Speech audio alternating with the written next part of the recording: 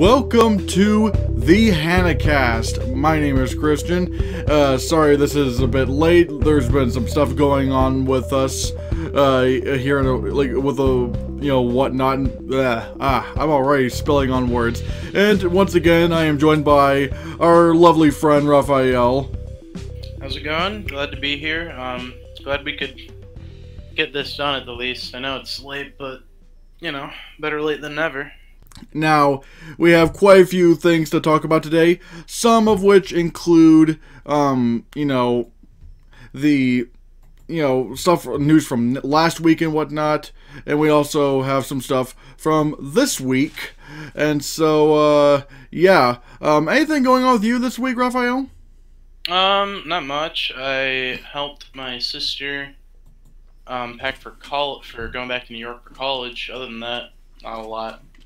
Man, this has been a pretty busy week for me because, I will say, one thing that, one of the things that was keeping me a bit busy, last weekend was, or at least Friday and Saturday of last weekend, was, I was actually, I don't think I've told you this, but, one of my friends, Joel, who does, short films and whatnot, he actually is competing in this Huntington Music and Arts Festival or whatever, and his task, he along with 25 other people are working on 5-minute short films and whatnot, and the one that he directed and whatnot, I actually helped co-write and whatnot, and I starred in it.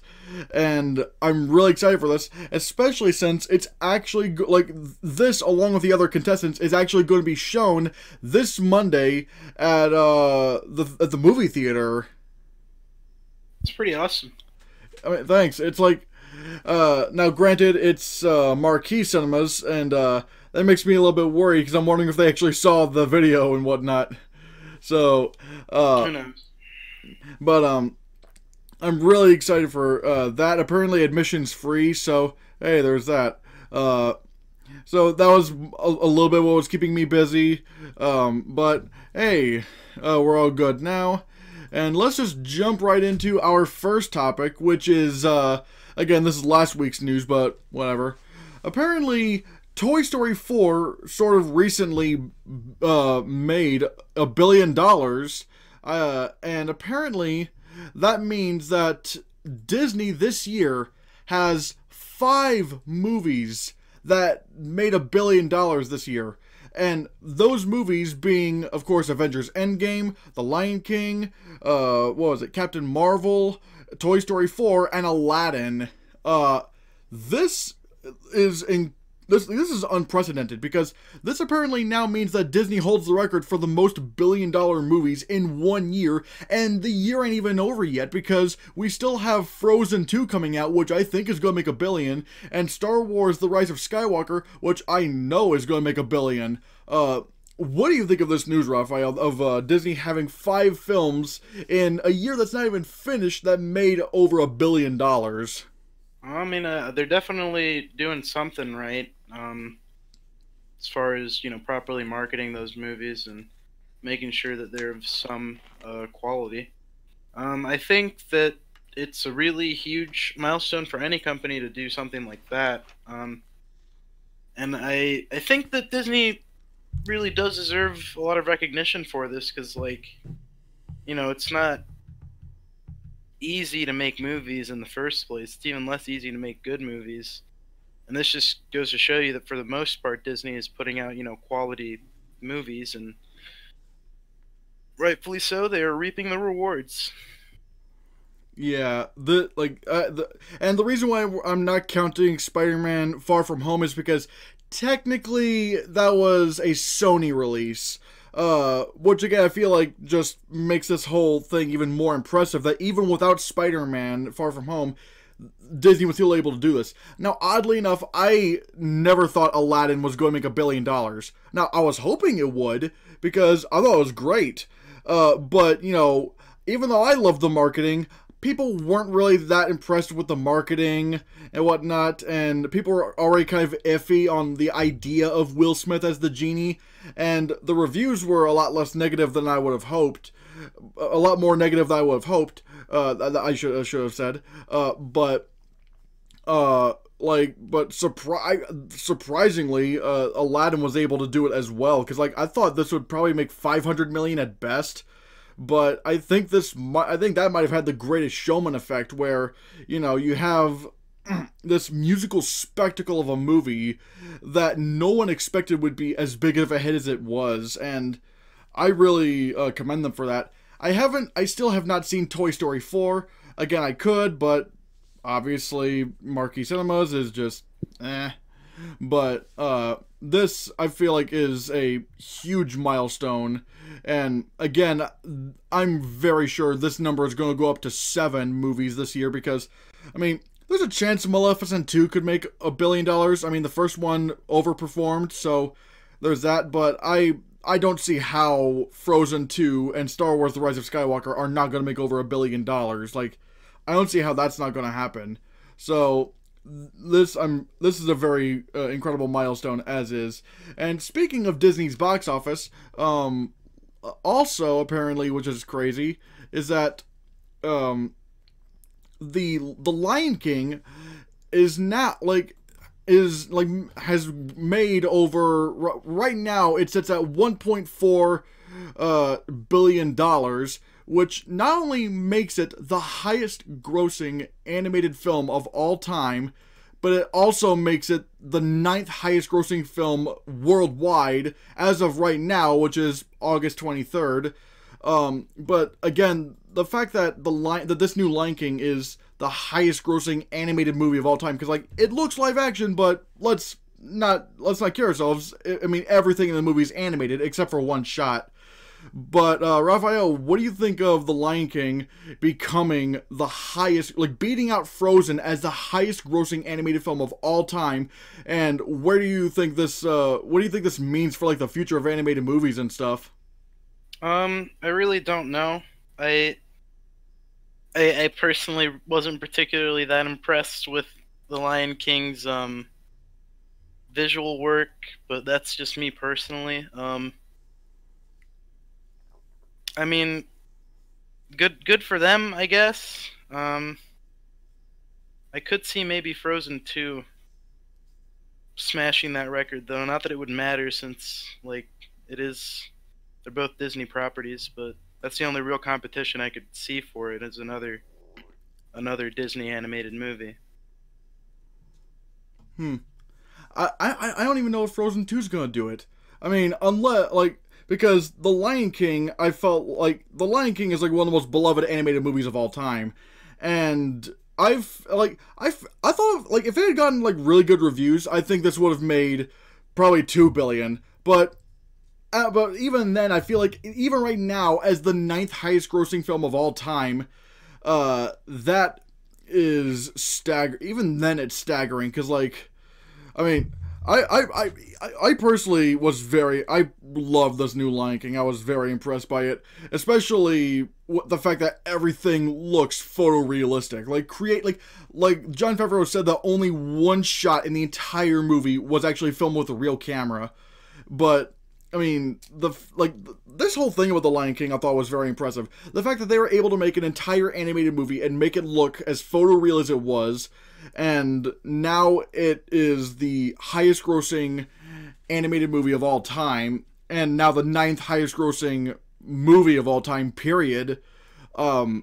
This is a huge win for Disney, and I like, this is just insane. Again, it's not Avengers Endgame numbers, but again, I didn't even think Endgame was going to become the highest grossing film worldwide. But I mean, that's way too high of a bar to try to even imagine. But I fully support this. I think The Lion King deserves as much money as it can get, because I thought it was amazing. Well, this it doesn't really lead into the next topic. Like, this is just going to be an abrupt transition. But apparently, Netflix is going to be having a new Masters of the Universe relaunch coming from Kevin Smith. Now, apparently what this is that this Netflix series of Masters of the Universe is actually going to continue from where I guess the original show left off. I never saw Masters of the Universe, but I mean, what are your thoughts on this? I don't know. I haven't actually heard a lot about this. Now, is this going to be like a series? Yeah, it's going to be a Netflix series. Okay. Well, I mean, I don't know. I'm not holding my breath. Netflix has had a really, in my opinion, sharp decline in quality with a few of their series recently. Not like a big number or anything, but I don't know. If you've ever seen what's the name of that show? I watched like 5 or 6 episodes. I think it was 10 episodes in one season, and it's the first season. It just came out. I think it's called like Another Life or something. But it wasn't that good in terms of anything. But I don't know. I just I hope that they can pull together with Kevin Smith, because he's a really talented director and movie. What's the word I'm looking for? Well, he's just a really talented person to have involved in movies, I guess is what I'm getting at. So I'm kind of hopeful in that regard. But I don't really know what to expect. I myself also never watched Masters of the Universe. That was like probably something my dad would have grown up watching, honestly. So I don't know. It really also feels weird because I don't really know who the target audience for this is. Because He-Man Masters of the Universe was originally a kids show. But kids today probably wouldn't know or really care much about it. And if you're going for something more like Game of Thrones in terms of grittiness or like realism and story, I guess, like, I don't know. It just seems weird to me, I guess. I don't really see where the target audience is, but it could be good. You know? Yeah, like again, I have no idea about anything from Masters of the Universe. Hell, I actually sometimes confuse Masters of the Universe with Thundercats. Like I don't know anything about those two. I just sometimes mix them up together. But isn't there like this Netflix show called She-Ra, the Princess of Power or whatever? I've heard some good things about that. Like, is that part of Masters of the Universe? I do believe so. So, and I've also heard great things about She-Ra, Princess of Power. But let me Google to see if she's part of the Masters of the Universe. Yeah, this is what happens when you have two Gen Z nerds making a podcast. We're probably not going to know anything about those kind of shows. I don't think she's. Oh yeah, she's part of the fictional universe Masters of the Universe. I figured. So yeah, I have wait a minute. Wait, let's see. But yeah, we don't know anything about Masters of the Universe. All we know is that Kevin Smith is going to be doing a continuation of this. Again, it's going to be a continuation of the original show. I can only assume it's animated. Maybe they could go for a kind of tone like Avatar: The Last Airbender, where it can appeal to both adults and kids. I mean, maybe, but I just really don't see how you could do that with a Saturday morning cartoon. I mean, who knows? I mean, I feel like there's a way to do it. I mean, after all, like, I from the clips I've seen of Masters of the Universe, it doesn't look that great. I wouldn't just even say that. It's just like you have to understand that this show was made to sell toys. Like, oh yeah, it was 100% for kids. Like, it was a kid's Saturday morning cartoon. Like, it didn't have to be that good. Kids will watch anything. Yeah, but I feel like, especially with, kid shows progressing a lot more nowadays and developing some really cool stories and characters, I feel like there's lots of ways. I feel like there's like tons of potential here for what they could do with this continuation of Masters of the Universe, given that I've never ever watched the show in my entire life. So, yeah, there's that. What this next story is that the 25th Bond movie, James Bond, is going to be called No Time to Die. It's going to be directed by Gary Joji Fukunaga. I don't know who he is. Apparently, let me look on his IMDb what he's directed. But yeah, Bond 25, which has been just stricken with tons and tons of. He directed Maniac. Maniac. Wait, what? Or he was involved. He was involved with Maniac. It was a Netflix limited series. It was really good. Oh, Netflix series. All right, let's see. Oh yeah, he was the director of a few episodes, and I'm guessing. Yep, and he was the developer of that. I don't know what Maniac is, but it's pretty good. I liked it. Oh, but what's his face? Sorry.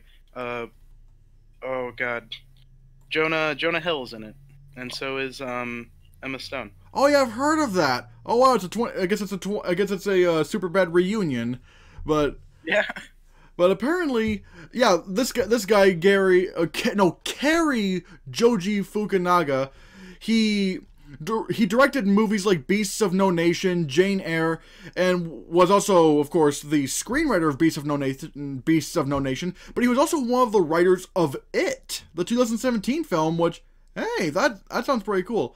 What do you think of the? I mean, of course, there's not really much to talk about the title of Bond 25, No Time to Die, but I don't know. I mean, what are your thoughts on this?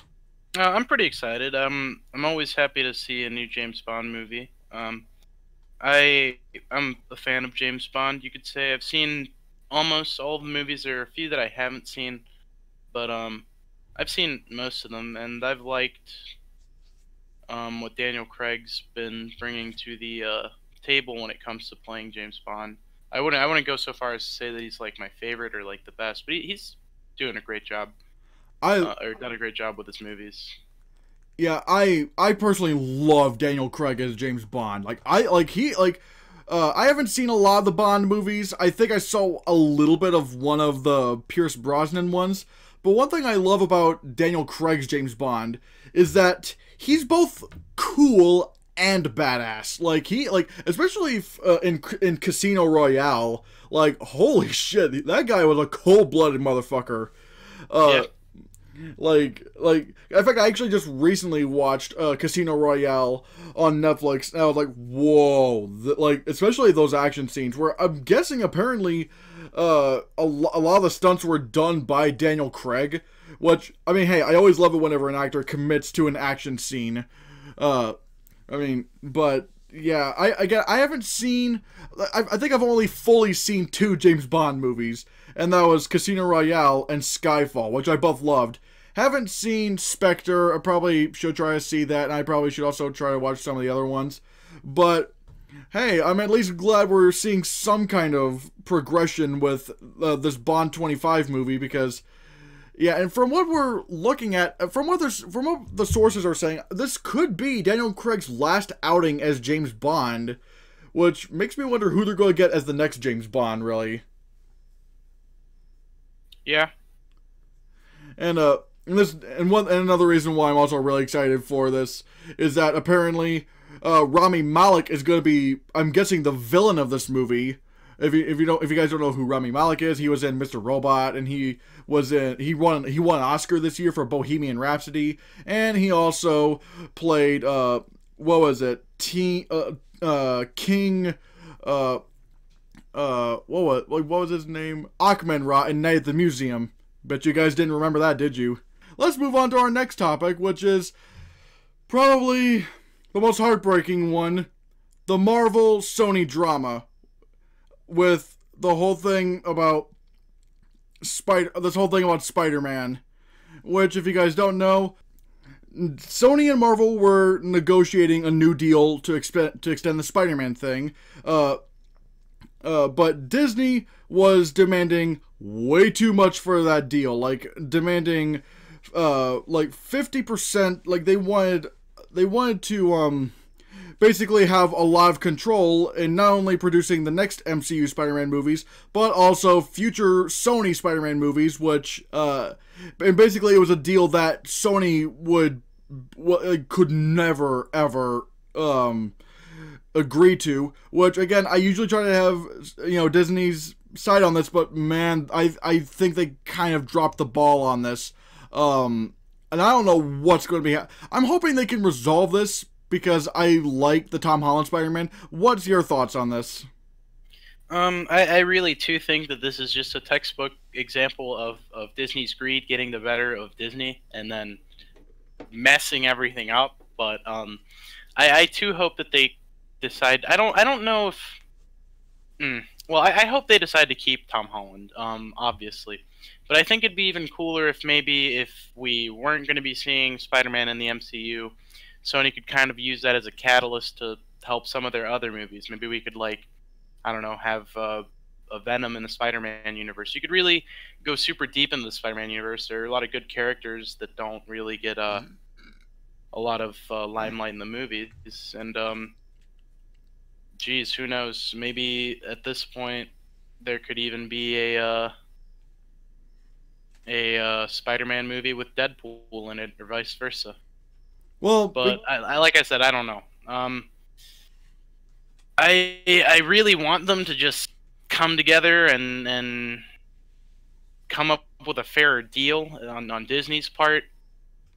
Because I really do like what Tom Holland's been doing in the MCU. I thought Far From Home was great. Homecoming was also fantastic, and his cameos in the Avengers Civil War was really cool. And I want to see more of him. That's for sure, because his movies are really good, and he's done a great job. yeah, I feel like having Spider-Man in both the MCU and him being in like the Spider-Verse movies, I feel like that adds a lot more kind of diversity to just comic book movies in general, because hey, we get to have our cake and eat it too. We get to enjoy Tom Holland appearing in the MCU, but we also get to see hopefully more of those, Spider-Man into the Spider-Verse movies. But yeah, I really hope they can figure out something with this, because like also if they do eventually split, what are they gonna do with Tom Holland's Spider-Man? Because they still Sony still says that they plan on using Tom Holland, because technically he is under contract with Sony. So it's like, I don't know how they would do more MCU Spider-Man movies if he's not part of the MCU, because like, how would that even work out? Even like would that mean that Sony regardless has the rights to Spider-Man? It would be like when they were making the Amazing Spider-Man movies, because at that point you still had Avengers movies coming out. Oh yeah. And while they didn't have Spider-Man in them,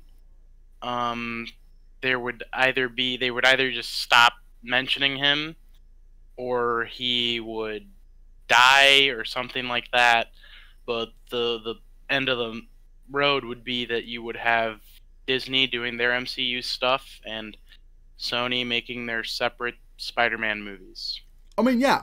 I mean, I do get that, but the problem is that if Sony were to branch away and keep the Tom Holland Spider-Man, a lot of the things that involves the Tom Holland Spider-Man is kind of important in the MCU, like what they do with Happy. Hell, the mid-credit scene of Far From Home kind of suggests some some things in the future of the MCU, and even then, what was it like? Would that mean that those next Spider-Man movies are not canon to the MCU Spider-Man movies, even though they are sequels to the MCU Spider-Man movies? Again, that would just make things... I feel like that would be really confusing, in my opinion. It would be kind of confusing, but I mean, it could work if they do it right. Yeah, it would mean that those movies made with Disney and anything involving Disney MCU characters are not canonically relevant in Disney's MCU. I don't think it would really have much of an effect on movies after it, as far as movies that just involve Spider-Man. But yeah, that would leave a very weird gap in Disney's storyline, and if I was them, I'd try to figure out how to fix this mess before it does just that. Yeah, I just hope they fix this mess, because this is gonna this is just not good. This is just not good. But anyways, again, this is not really a smooth segue, so I'm just gonna go into it anyway. Apparently, there's at least in the works. There's gonna be a possible Matrix 4 coming, directed by, I think, Lana Wachowski, with Keanu Reeves and Carrie Ann Moss returning. I have not seen the Matrix sequels. I have only seen the first Matrix. I do not remember liking what was it, Speed Racer at all. So I'm kind of concerned about this. I mean, I don't know. What are your thoughts on a possible Matrix 4 that's in the works? I've seen all of the Matrix movies, and I think that the last two were probably the worst ones. I also watched Speed Racer, and I did not think that movie was very, very good at all. But I'm not going to sugarcoat it. I don't think Matrix 4 is going to be good, even if it happens. I don't know why you need a Matrix 4. The ending to Matrix 3, I mean, it wasn't that great, but it didn't really leave a lot of questions. It just kind of it made you want to never watch a Matrix movie ever again, in my opinion, but that's just me. I don't know why they're doing it now. What's it been since the third Matrix movie? Like, oh, Jesus Christ, Matrix. The sequels both came out in 2003. So four. No, I think Reloaded was 2002, and then Revolutions was the last one. No, they both actually came out in they both. No, I mean, like, they both weirdly came out. Oh, you're right. 2003. You're right. You're absolutely right. That's probably, I don't know, man. Reloaded and Revolutions, in my opinion, like, Reloaded was all right. It wasn't as good as the first one, I don't think, but it wasn't as bad as the third one. The third Matrix movie, Revolutions, is just, in my opinion, terrible. And I don't know. I can't really think of a Wachowski project that I've seen after that I've been too thrilled about seeing. Like, I haven't seen Jupiter Ascending, but I've heard. I did see Jupiter Ascending, and it wasn't like awful, but it wasn't that good. You could tell that whoever made it obviously had fun doing it, but I also just didn't think that it was. I felt like there was a lot more hype surrounding the marketing than there needed to be, because the movie, it was average at best and pretty bad most of the other time. Like, I've heard some pretty questionable things about Eddie Redmayne in that movie. I'm pretty sure. What's her name? Hang on. Mila Kunis? No, not Mila Kunis. I'll be able to tell you her name in a second.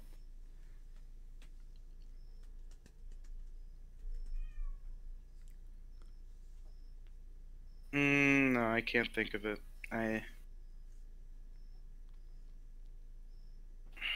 It's gone. I'll probably remember it like an hour from now when I don't need it. But yeah, I did know Mila Kunis was in this. But, like, again, I would be really excited for this if it hadn't been for the fact that one of the Wachowskis is coming back. Because, like, if it was, like, maybe one of the directors of John Wick, then, okay, great. But the Wachowskis, like, let me look up, like, I'm pretty sure they've always done, like, a director duo thing. So if I look up just Lana Wachowski, I'm pretty sure let's see. Yeah, after they both did The Matrix, they did The Matrix Reloaded, which got some pretty decent reviews. The Animatrix, well, actually, they didn't direct the Animatrix. No, they did not. A lot of different people were involved with that, including one of my favorite Japanese directors, Shinichiro Watanabe. And it was like a ensemble project where they had a lot of different animators and directors doing shorts and made an entire movie out of it that sort of fleshed out the world before mankind and the machines went to war, and during, and a little bit after. I'm pretty sure it's in between the first and second movie, but it's pretty good. I liked it. Oh yeah, but let's see. So yeah, they didn't direct the Animatrix. Let's see. She did, like, again, I'm pretty sure this is Lana Wachowski who's directing this new Matrix. Yep, there it is. Yep, she is. But let's see, she did The Matrix, which got really good reviews. Matrix Reloaded got decent reviews, pretty good reviews. Then it was Matrix Revolutions, green splat. Then her next directing project was Speed Racer, another green splat. Cloud Atlas, which actually is actually pretty fresh at 66%. I haven't seen Cloud Atlas. And then there's Jupiter Ascending, which is actually her worst reviewed film that she directed. But like, see, I just don't know about the track record here. Usually I try to get excited when directors, like when a director is announced, when there's like, their track record. But I just don't know if I have a lot of faith in Lana Wachowski coming back to direct Matrix 4 when a lot of her other movies were not critically received. Yeah, that's what I'm also expressing concern about too, because like the Matrix is, like, there's no denying that that's a legendary movie. It's one of my favorites. It's inspired one of the craziest, like, internet memes of what if life's a simulation, It's a real cultural icon. But at the same time, like, you haven't had consistency. Not each one of these movies, and I'm not asking that each one of their movies has to be, a cultural landmark that'll be referenced for years after it comes out. No. I'm just saying, they did a really good thing with The Matrix. Did a great job in The Matrix Reloaded. If I would have seen more consistency in good direction, then I would be less, skeptical. But yeah, I just feel like, again, who knows, maybe this could surprise us. I did not think they were actually going to do Matrix 4, but looks like they're doing Matrix 4, and Lana Wachowski is going to be directing it, so we'll have to see how that works out. And moving on to some other questionable news, apparently, once again, MoviePass is back at it again, my friends. Apparently, things are apparently even worse because apparently MoviePass had a security breach on one of their servers, and it exposed thousands of customers' information, including emails, addresses, passwords, credit card information.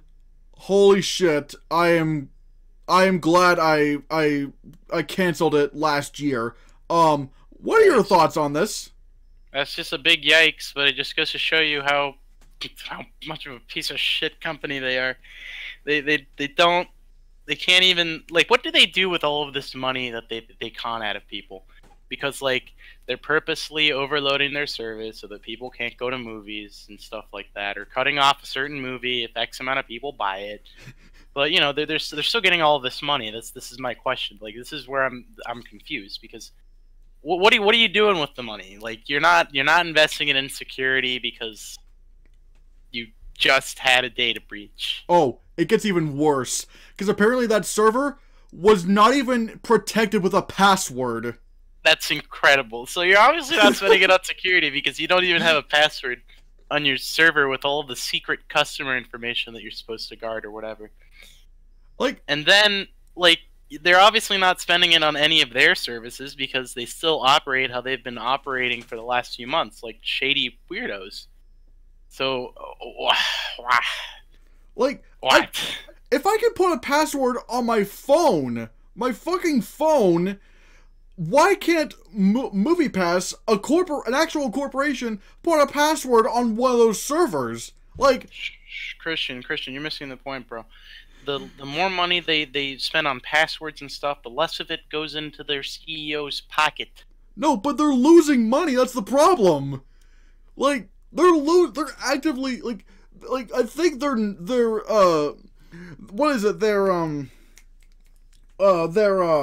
Their stock is still, like, around a cent or less than a cent or something. So, like, I don't know. I'm just gonna call it right now that I'm pretty sure that MoviePass is a money laundering operation to cover up for either massive amounts of gun smuggling or narcotics trafficking. I don't know. That's the only thing that really makes sense to me at this point. I just, I just don't understand this. Like, as if things could not get any worse for MoviePass. Honestly, I have no idea why anyone would still keep their MoviePass subscription at this point. Like, how could anyone actually keep their subscription? Like, what? Just to be a part of it, because if MoviePass doesn't have customers, how are we gonna laugh at them when they mess up? Well, I bet those customers are laughing now. I mean, I wouldn't say laughing. I'd say nervously sweating while they try to deduce whether or not their bank account has been drained by some Nigerian scammer.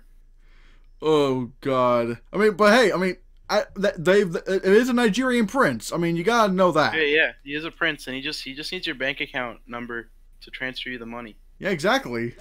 Send me pictures of your houses and your social security number. Oh yeah, that's a good idea. That really is a good idea right there. It's basic internet safety, really. It's just. Want to get super rich? Just throw out your soch. I just don't understand how they can't even put a password on there. Like, it's literally like built into every computer we have. I mean, it just goes to show you how greedy they are and how much they don't care about their customers. Like, it's just, this isn't surprising to me at all, but like I can't say it's not, because I am shocked. Like, I thought like you'd at least have to have some kind of like elite hacker. You're telling me even if you did have an elite hacker, you didn't have to even try to hack into your server. You could just walk right in through the front door. It's just, there's no password on your system, dude. That's just dumb. That's like a rookie mistake. Like these are supposed to be like. I know we keep dwelling on this, but it's just like I just don't know how somebody could actually be this stupid. I don't know shit about business. And yet I know how to put a password on my phone, on my stupid ass phone. Yeah, I mean, I don't know a lot about business either, but I can tell you that like the first most important thing is to make your customers feel like their information is protected with your service, because if they don't feel like that, they're not going to tell their friends to use it. They themselves may not even use it. So like, what's the actual point of continuing to run a business when nobody trusts you? It's just, I don't know. I thought MoviePass was going to go out of business last October, and they're still going on. So I don't know what to say about this. I'm telling you, dude. MoviePass is a shill company.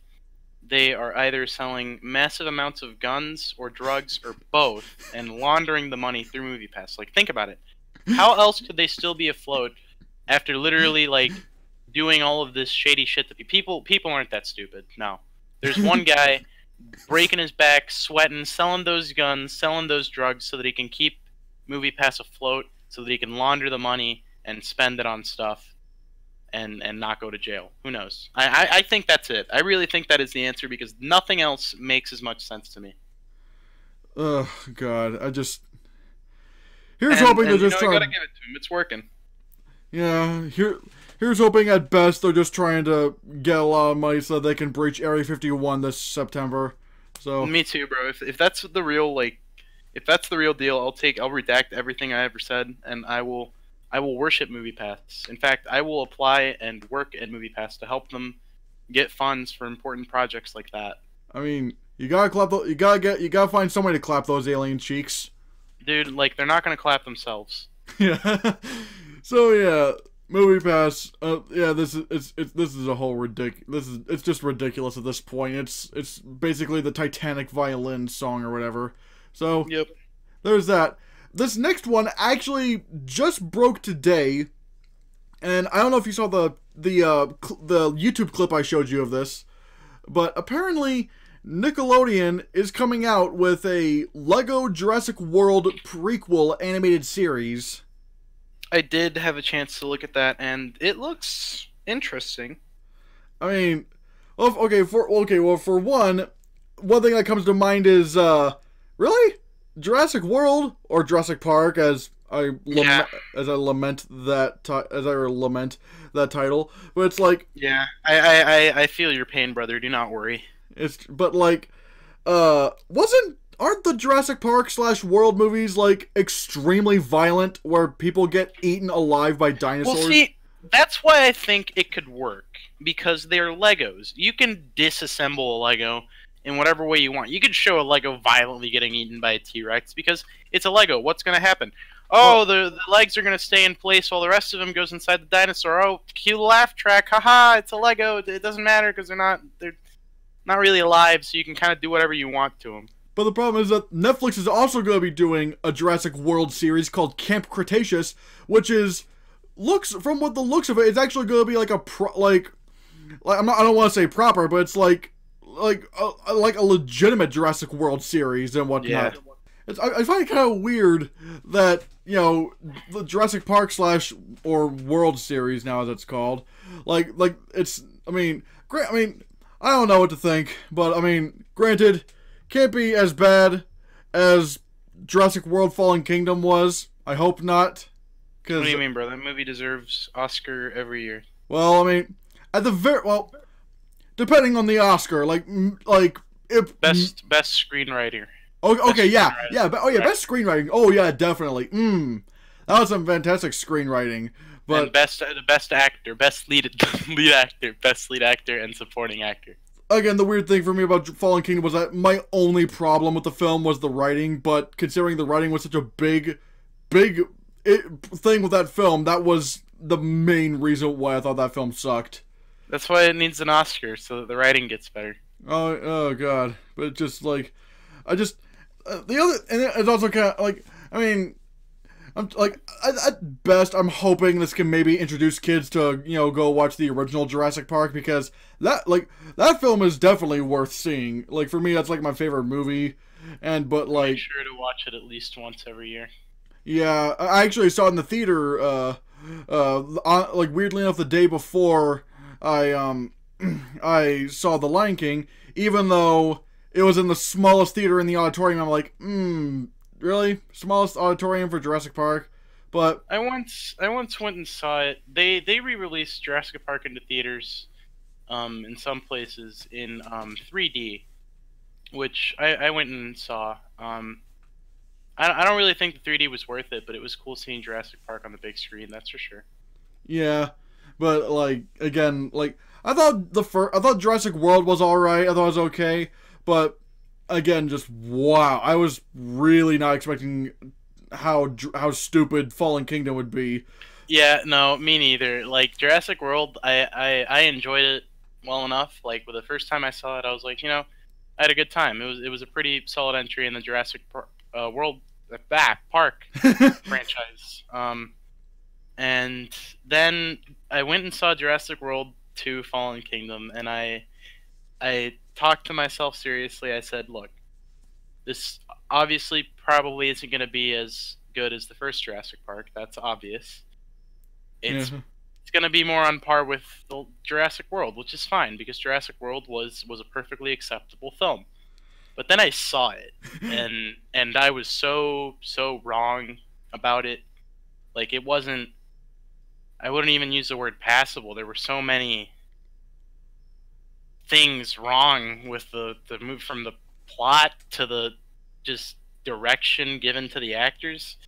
I don't want to blame it on the actors, because I know for a fact that some of the actors that were in this movie are good actors. I thought they can do the thing. I thought they delivered good performances, but it's just... For the most part, it's just that the things that they did and sometimes said just didn't make a lot of sense, and that's not because the actor's not doing it right. It's because the writing probably sucks, and the direction cannot flow if the writing isn't there. You know what I'm saying? Yeah, I feel like I said, all the problems I had with Fallen Kingdom was because of the writing. I'll say there were a lot of praises in that film. I thought the music was really good. I thought the direction was really cool. The cinematography, the visual effects are probably, I think, even the best of the entire franchise. But the writing of all the characters, especially the writing for your character in that movie. Yeah. Yeah, if you guys don't know, our buddy Raphael was in Jurassic World Fallen Kingdom. I was basically responsible for Jurassic World Fallen Kingdom. They told me, look, we can't make this movie unless you're the guy that we're looking for. You look like him. If you come in, you're in this movie, the movie will get made. If you don't do it, then we won't have it. And I was like, God damn, man, you really got me at an impasse here. So I did it, and I'm sorry. I just want to formally apologize to the world. What were you like when you were watching Jurassic World: Fallen Kingdom? Did it ever stick out to you that the guy playing Franklin kind of looked like you, or did you only notice that when I told you? No, it did stick out to me because somebody who I'm pretty sure I saw Fallen Kingdom with my sister. She told me, and I kid you not, she turned to me and looked at me with surprise on her face. She was like, "Brah, I swear that guy on the screen just now, that was you." And I was like, "Wait." And then I started looking at him, and I was like, "Oh no, I must have just." I must have taken some amnesia medication and just done this and forgotten about it. It's just like, I mean, bug spray. I probably fell into a deep depression after the filming and just drank myself until I forgot about it. Yeah, I mean, it's the usual. It's just I just think that like that character was such a fucking idiot, and like he was just like bug spray. Like these two big dudes sitting next to him, and he's like spraying his arm with bug spray. He's like bug spray? You guys want some bug spray? Is that a T-Rex? No, dude, it's bug spray. Spray with some bug spray.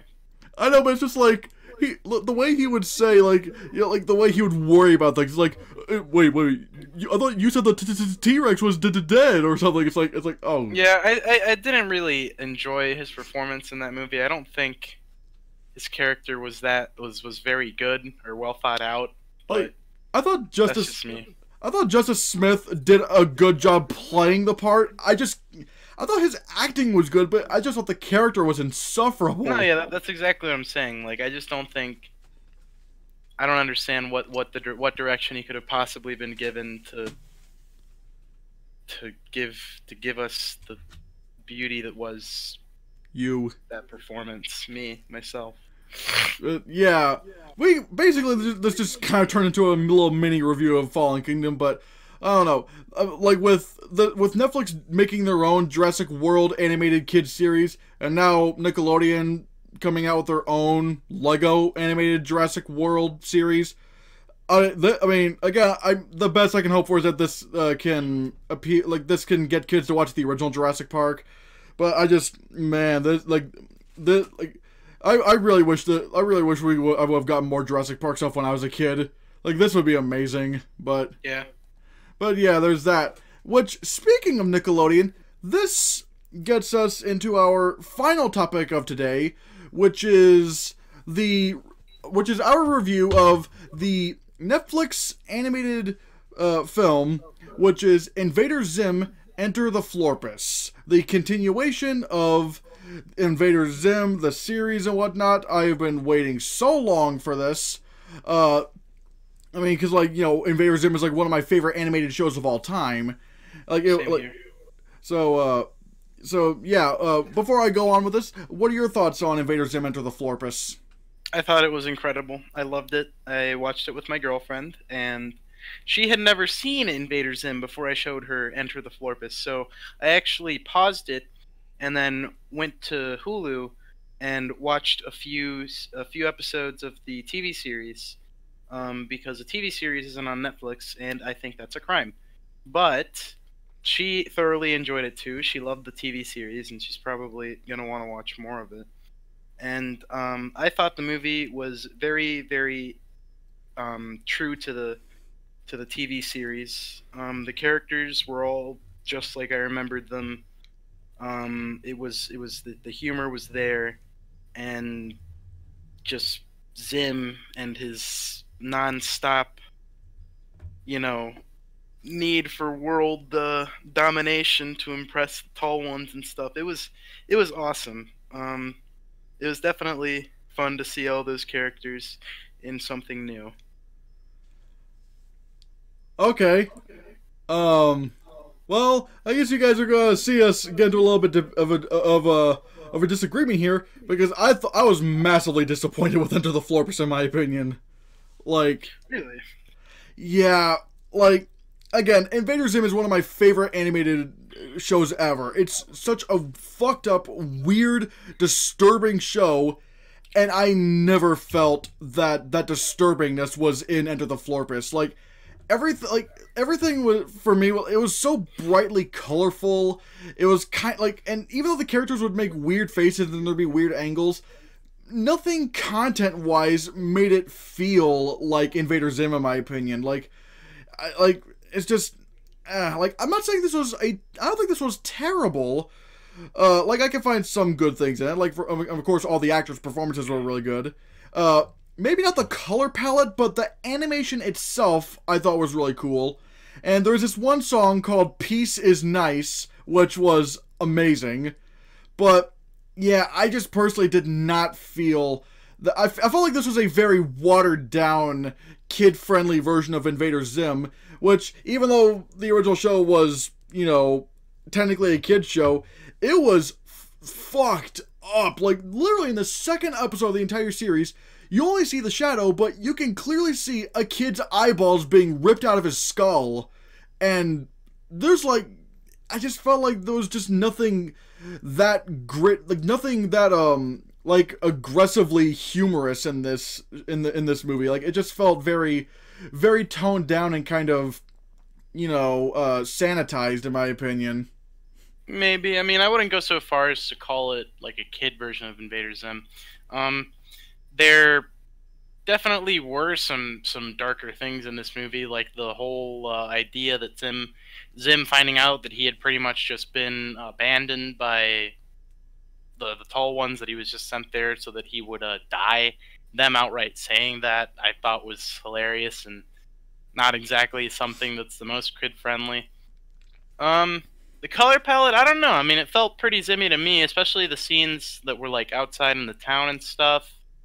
And also the scene where his house connected to other houses to gain more power. I thought that was great. Now,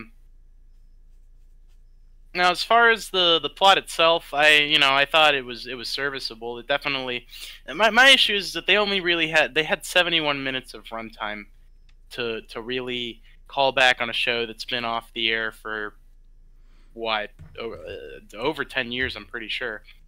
But I feel like if they would have had more time, they would have been able to sort of squeeze in more of the iconic Zim stuff.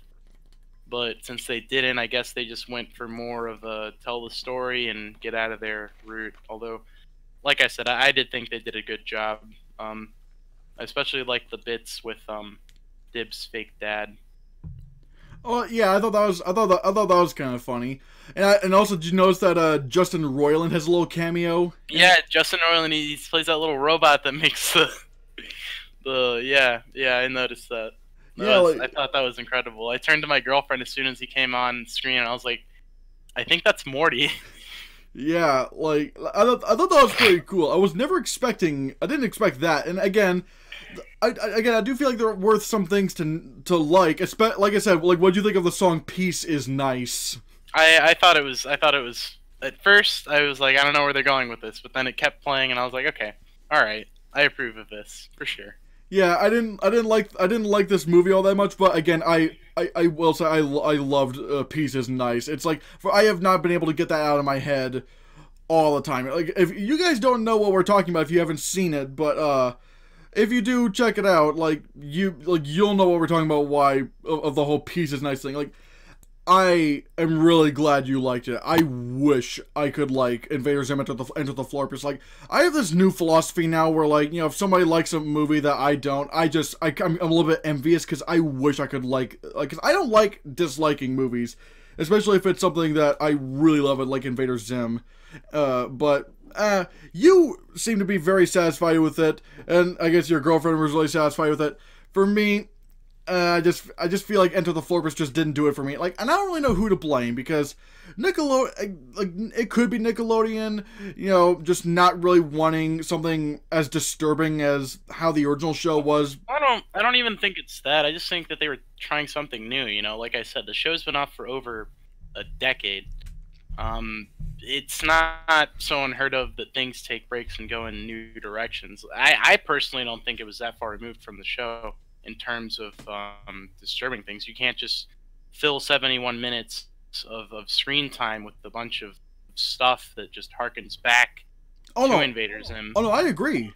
I was just saying basically sort of the identity of the show was like really dark and screwed up. I wouldn't go that far. I mean, there was a lot that made Invader Zim what it was. That was part of it, but I mean, a lot for me that kept me watching Invader Zim was also the, you know, Zim's nonstop sort of, you know, want and desire to take over the world and the funny situations that would get him into. I felt like there was a lot of that in the 71 minutes they were able to give us. I really think that's the biggest problem, is that the runtime is so short. They can't just fill it all with stuff that like calls back to Invader Zim. I just feel like they weren't necessarily trying to ditch all of that. It's just that they were trying to take it in maybe a new direction, you know? I mean, again, that's a subjectivity of that is the subjectivity of film. Like I do feel I'm really glad you enjoyed this. For me, I like, in terms of like the, you know, Nickelodeon relaunch movies or whatever that came out, especially, you know, between this and Rocko's Modern Life. Even though I never really had that much of a connection to Rocko's Modern Life, I probably preferred that over Enter the Florpus. But I mean, hey, but guys, if you've seen Invader Zim, Enter the Florpus, I mean, let me know in the comments below what you think. You know, give your thoughts on it. I mean, I'm welcome to, you know, hear everybody's opinion on this. And let's see, you want? I'm trying to think of this one segment where maybe like let me know your input on this, where we like maybe starting a thing at the end of these podcasts where we, you know, it's sort of like a Q&A thing where, you know, we answer like maybe 3 or 4 questions and whatnot that our audience asks, sure. in the comments. What do you think about that? Sure. Yeah, for sure. All right, cool. So guys, if you have any questions for us for the Hannahcast, we'll probably, like, this will probably be the start of it, or I mean, technically next week will be the start of the actual of the, you know, the question answering. But if you have any questions for us, go ahead and write those down in the comments below, because next week is gonna be pretty big, especially since it's gonna be it'll be after D23 rolls around. And if you guys don't know what D23 is, it's basically Disney's version of Comic-Con, which yeah, that's gonna be a lot of stuff to talk about, isn't it? Yeah, no, I really am a sucker for these con conventions. There's always a lot of big announcements and cool stuff that happens there, so hopefully, well, I'm looking forward to discussing what's revealed, what happens, and what goes on in the Disney side of things with their convention. Hopefully they patch things up with, or maybe talk about patching things up with Sony out there, because I'm sure a lot of people will go there wanting to know stuff about that. I don't expect we're going to hear anything out of them. Like, they're probably, I think they're probably going to keep their mouths shut about that and like try to focus on more of the positive things probably. But one thing I am expecting is that maybe we're going to like from what we've heard of what. Oh no, I sniffled. I'm sorry. Oh, that's fine. I'm expecting that maybe we haven't heard the rest of Marvel Phase 4, because when you look at the you know, the timeline, it only goes up to the end of 2021. I'm really wondering what they're going to be doing. Like, maybe we might get like an announcement for when Mahershala Ali's Blade comes out. Maybe, you know, Fantastic Four? Maybe? I don't know. I'm really looking forward to a Blade movie. Oh yeah, like Mahershala Ali playing Blade. Like yeah, dude, that's perfect, honestly. Yeah, he's like he's like one of the he's just a great actor. I can't wait to see him play Blade. So maybe there's that. Like maybe we're going to hear more from what they're planning on doing with Fox. Definitely some Disney Plus stuff that's coming. For sure. So yeah, that about wraps it for this installment of the Hannahcast. Again, if you want us to answer any questions you may have, you know, regarding movies or really anything in general, you know, just leave it down in the comments below, and we'll probably select maybe 4 or 5 or so randomly, and you know, we'll try to answer those questions. You know, try to keep the trying to keep more of a what's the term I'm looking for? More of an interactive experience with the Hannahcast. Thank you, Raphael, for joining me on this installment of the Hannahcast. No, thanks for having me. Yeah, it's always a pleasure to have you around, and I love having like these debates and discussions with you and whatnot. So yeah, that about wraps it up for this installment, guys. Bye.